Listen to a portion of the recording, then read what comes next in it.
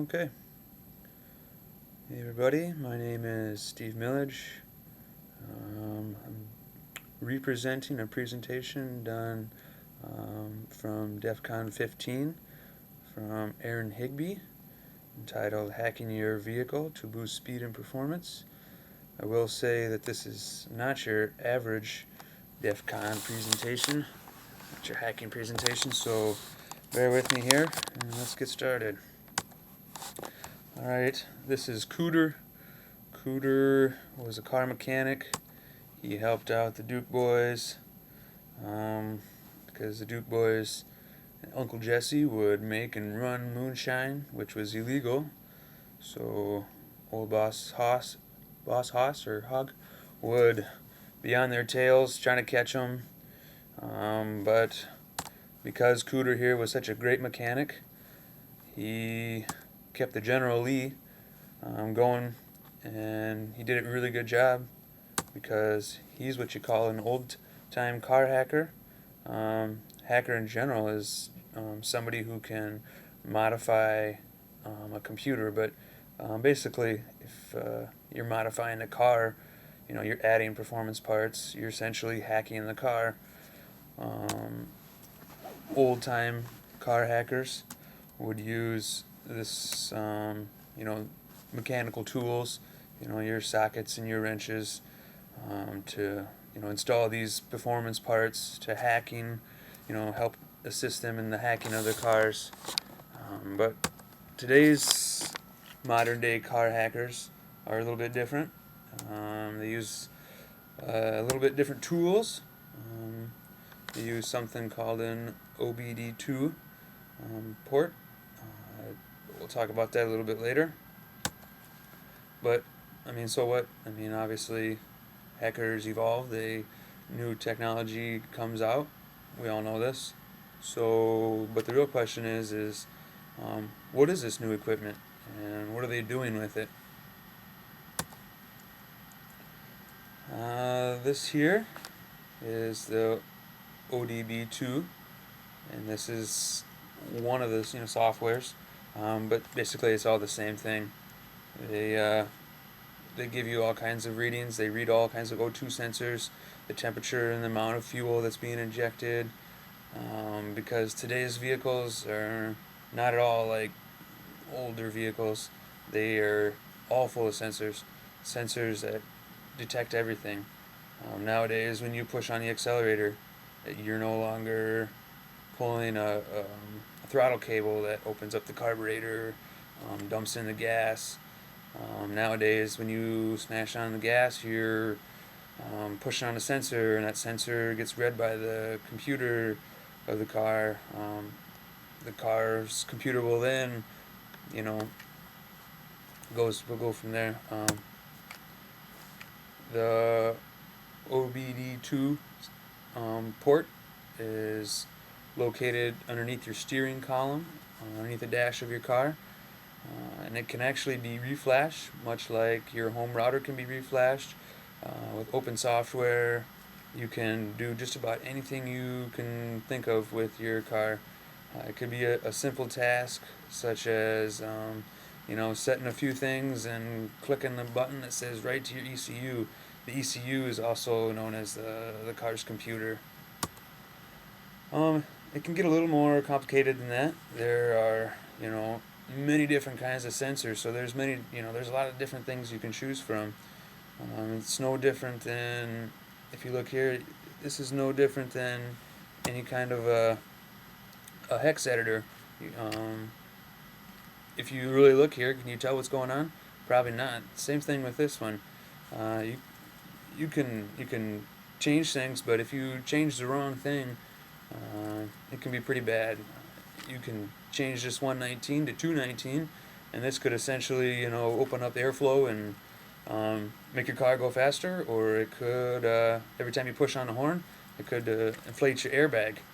So that's a lot of things. That's a lot of things you gotta take in consideration. Aaron never really talked about it. He said he doesn't really know, but somebody has to get a hold of this code and somebody has to tweak it. But as far as how they do it, he wasn't really sure. One idea he had was knowing somebody in the car business, and your buddy gets you the code and you tweak it, and then from there you can actually sell it. But it's kind of a dangerous business. Like some of these reflashing programs, they can go for thousands of dollars, and people will buy it because people love their cars and they want to go faster. Um, but what happens when you to do this? I mean, like, how do you go about reflashing it? Well, first you need to crack the flashing protocol, and then from there you download your ECU code into your computer. From there you can do all your tweaks. You map out your ECU, figure out what all the little different parameters are, and so then you tweak it. Then you reflash your computer, and then you pray that you just didn't brick your computer, because like I said, these computers are pretty expensive, and if you brick your ECU, plan on spending a couple $1,000s. Again, so what? Yeah, so you figured out what this little parameter is. What can you do with that? What is that going to do for you? There are actually people out there that have gone out and they've tweaked enough to they know how to utilize your ECU to steal your car. So you go out and you buy yourself a brand new car. It's got one of those little push button starts, but you think, oh, nobody can steal my car unless they have my key. Well, that's not really the case anymore these days, because who's to say, or why? I mean, if you can reflash your computer, why couldn't somebody reflash your computer that reads the same key that you have, or that reflash the same key that they have?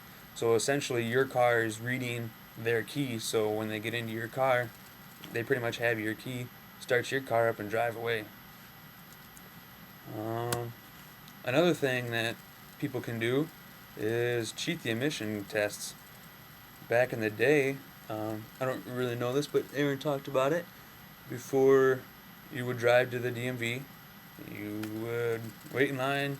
They would hook this big hose up to your exhaust, and they would have you rev the car, and they would read how much emission you're putting out in the air. But nowadays, I guess they just they plug the OBD2 sensor or OBD into your car, and then whatever that reading is what they take. They no longer actually measure the amount of emissions. So if your emissions is within standards, you're fine. So you could actually go and reflash your computer so it's within standards before you go to the DMV. Have them read it, good to go. You get your little seal of certification. You go home and you reflash your computer again, and you're golden. Basically, that means you could actually take out your Cadillac converter, drive around town, and never getting caught. Another thing that people are doing are cheating insurance companies. Some insurance companies will, you can sign up and get this little device that you plug into your OBD2 port, and it monitors how you're driving. Like, if you hit the gas at the stoplight a lot and you're slamming the brakes a lot and you're not making real graceful turns, you send this little device in and then they read it. Oh, well, you're not a very good driver, so we're not going to give you very good insurance. Well, if you could actually get a hold of that information and you could reprogram that device, you could have a pretty good driving record, and the insurance company would never know about it. So he never really said that people were doing this, but he did say that it's definitely a possibility. I mean, what's stopping somebody from going in and changing these?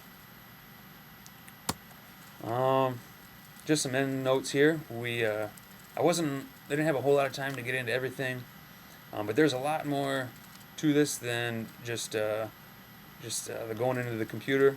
You need to know a little bit about mechanics. You can't just plug your OBD tube into your port and just start going at it. You need to know what the different performance parts are. You actually need to be able to mix the proper amount of alcohol and methanol to make these to make your car go faster. I mean, there's a lot to it. So, hope you enjoyed the presentation. My name is Steve Milledge, and thank you very much.